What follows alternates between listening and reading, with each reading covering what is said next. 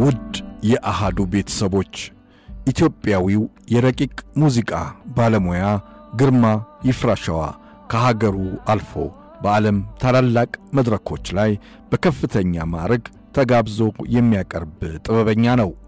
ሀገሩ ኢትዮጵያን በሌላኛው ገጽታዋ በጥበቧ በረቂቅነቷ ከብዙ ታሪኮቿ ባለቤትነቷ በጥንታዊት ስልጣኔዎቿ በጥቁር ዓለም ውስጥ በተምሳሌት መቀመጧን በሚያወሱ ደማቅ ታሪኮቿ አማካይነት እያነገሳት እየተጓዘ ነው። ከጥቁር ዓለም እንዲህ በፒያኖ ሙዚቃ በዚህ ዘመን በመራቀቅ ደረጃ ግርማ ይፍራሸዋ ሀገሩንና የሕዝቡን ነባር ማንነት ከፍ እያደረገ በማሳየትም ላይ ነው። በዛሬው ኢትዮጵያዊ ስንክሳራችን ይህን ኢትዮጵያን በጥበብ ዓለም በመልካም ስሟ የሚያስጠራትን ተግባር በጥቂቱ መዳሰስም እንጀምራለን። ጥበቡ በለጠ ነኝ። ኢትዮጵያ በጥበባት ዓለም ውስጥ መልካም ስምና ዝና አኑራ የቆየች ሀገር ናት።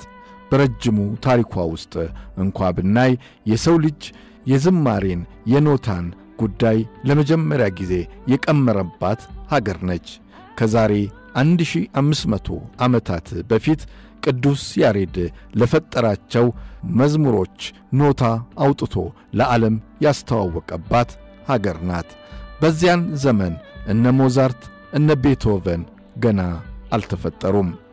ዓለም ገና ዳዴ በሚልበት በዚያ ሩቅ ዘመን ላይ በመዝሙርና በዜማ በኖታ የምትራቀቀዋ ኢትዮጵያ የስልጣኔ ማዕከል ነበረች የሚያሰኟትም እንዲህ አይነቶች ቀደምት ተግባሮቿ ናቸው። ኢትዮጵያ ቅዱስ ያሬድን የመሰለ ማህሌታይ ኖሯት ወደ ዓለም መድረክ ስምና ተግባሩን አላስተዋወቀችውም።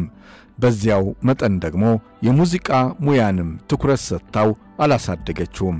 ኢትዮጵያ በብዙ ነገሮች እስርስር የሚያደርጓት ውስጣዊ ቅራኔዎችና ተደጋጋሚ ግጭቶችም ናቸው።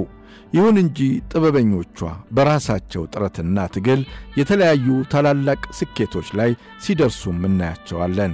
ከነዚያ ውስጥ አንዱ ፒያኒስቱ ግርማ ይፍራሸዋ ነው። ግርማ ይፍራሸዋ ዛሬ ላይ የኢትዮጵያን ስም በታላላቅ የዓለማችን የሙዚቃ መድረኮች ላይ ለማስጠራት የበቃው ተፈጥሮ የሰጠችውን ጸጋውን በደንብ አድርጎ በመስራቱና ራሱንም ለቁም ነገር ማብቃት መቻሉ ነው። ገና በ16 ዓመቱ ኢትዮጵያዊውን የሙዚቃ መሳሪያ ክራርን በመጫወት ድንቅ ብቃቱን አሳየ። ከዚያም ወደ ያሬድ የሙዚቃ ትምህርት ቤት ገብቶ ተምሮም ተመረቀ።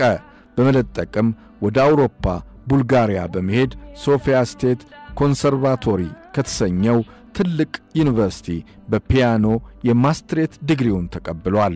በተጨማሪም በእንግሊዝ ሀገር ሮያል አካዳሚ ኦፍ ሚውዚክ ከተሰኘው ተቋምም የሙዚቃን ረቂቅነት ተምሯል። በጀርመንና በሌሎች ታላላቅ የሙዚቃ ትምህርት ቤቶች ዕውቀትን ፍለጋ ተክቶ ተምሯል። ራሱን ከሀገሩ ነባር ዕውቀት እስከ ዓለም አቀፍ ትምህርት ያደራጀው ግርማ ይፍራሸዋ ቀጥሎም በተለያዩ መድረኮች የፒያኖን ሙዚቃዎችን ማቅረብ ጀመረ። በሀገሩ ኢትዮጵያ ውስጥ በበርካታ መድረኮች የፒያኖ ሙዚቃን ከማቅረቡም በላይ በአፍሪካ አህጉር ውስጥ በሚገኙት ሌሎች በርካታ ሀገራትም የፒያኖ ሙዚቃን አቅርበዋል። ደቡብ አፍሪካ፣ ዛምቢያ፣ ሌሴቶ፣ ሲሸልስ፣ ማላዊና በሌሎች በርካታ ሀገራት የኢትዮጵያን ጥበባት ከሌላው ዓለም ዕውቀት ጋር እያጣመረ በረቂቅ ሙዚቃ የአፍሪካን መድረኮች ተቆጣጠረ። ከዚያም በመለጠቅ ወደ ዓለም አቀፍ መድረክ ብቅ አለ። ከተማረባት ቡልጋሪያ ጀምሮ በጣሊያን፣ በጀርመን፣ በፈረንሳይ፣ በእንግሊዝ፣ በፖላንድ፣ በአየርላንድ፣ በሰሜን አሜሪካ፣ በኒውዮርክ፣ በዋሽንግተን ዲሲ፣ በካሊፎርኒያ፣ በዳላስ፣ በሜሪላንድ እንደዚሁም በካናዳ ኦቶዋና ቶሮንቶ ገናና መድረኮች ላይ ሀገሩንና ሕዝቡን በሙዚቃ ውስጥ አሳይቷል። በእነዚህና በልዩ ትጋቱ በሩሲያ በሞስኮ ውስጥ ፕሬስቲጂየስ ብራቮ አዋርድ የተሰኘውን የሀገሪቱን የጥበበኞች ሽልማት በዓለም አቀፍ ደረጃ ተሰጥቶታል።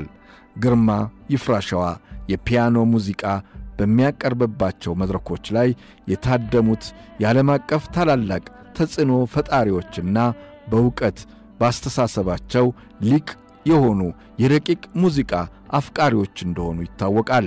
በየመድረኩም ግርማ የሚያወጋው ስለ ኢትዮጵያ ሀገሩ ነው። ጥንታዊቷ ኢትዮጵያ የብዙ ታሪኮች ማዕከል፣ የሙዚቃ ጥበብ ቀድሞ ይረቀቀባት የነቅዱስ ያሬድ ሀገር፣ በአፍሪካ ውስጥ አኩሪ ታሪክ ያላት የነጻነት የድል ባለቤት የሆነች ያስመዘገበች የሰው ዘር የተገኘባት የነ ሉሲ የነ ድንቅነሽ ምድር መሆኗን ግርማ ያወጋላታል። ግርማ ከርሱ ቀደምት የነበሩትን እነማሆይ ጽጌ ማርያም ገብሩን፣ ፕሮፌሰር አሸናፊ ከበደን እያነሳሳም ታላላቅ የኢትዮጵያ የፒያኖ ሙዚቃ ሊቃውንት መሆናቸውን ይመሰክርላቸዋል። ለምሳሌ እማሆይ ጽጌ ማርያም ገብሩ ገና በልጅነታቸው በጀርመንና በኦስትሪያ ፒያኖን የተማሩ፣ ወደ ሀገራቸው ኢትዮጵያ መጥተው ያስተማሩ፣ ጸረ ፋሺዝም ትግል ያካሄዱ፣ በዚያም ብዙ ዋጋ የከፈሉ፣ በምንኩስናም ሕይወት በኢትዮጵያ ገዳማትና አድባራት ውስጥ በኋላም እስከ ዕለተ ሕልፈታቸው ድረስ ወደ ኢየሩሳሌም ሄደው ገዳም ውስጥ ከ60 ዓመታት በላይ የቆዩ፣ ግን ደግሞ በረቂቅ ሙዚቃ ውስጥ የቀመሯቸው ሥራዎቻቸው ዘመን ሰበር ሆነው ከትውልድ ወደ ትውልድ እየተሸጋገሩ እንደሚኖሩ ግርማ ይፍራሸዋ ይመሰክርላቸዋል። ፕሮፌሰር አሸናፊ ከበደም የያሬድ የሙዚቃ ትምህርት ቤት ሲከፈት የመጀመሪያው ኢትዮጵያዊ ዳይሬክተር ሆነው በ1955 ዓ.ም የመጡ ያስተማሩ፣ ሊቅነታቸው ከኢትዮጵያ አልፎ እስከ አሜሪካ ዩኒቨርሲቲዎች ድረስ በከፍታ ላይ የተቀመጠ አዋቂ መሆናቸውን እየተናገረላቸው እነዚህ ሰዎች በሕይወት ዘመናቸው ውስጥ የሠሯቸውን ታላላቅ ኢትዮጵያዊ የፒያኖ ሙዚቃዎችን ጭምር እያቀረበ እያስታወሰ ሕያው መሆናቸውን በልዩ ልዩ መድረኮች ያቀርብላቸዋል።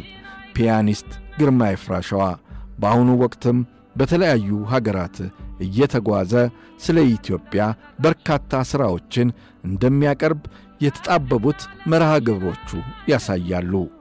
ግርማ ሆይ እናመሰግንሃለን። ፈጣሪም ኢትዮጵያንና ሕዝቧን አብዝቶ ይጠብቅ።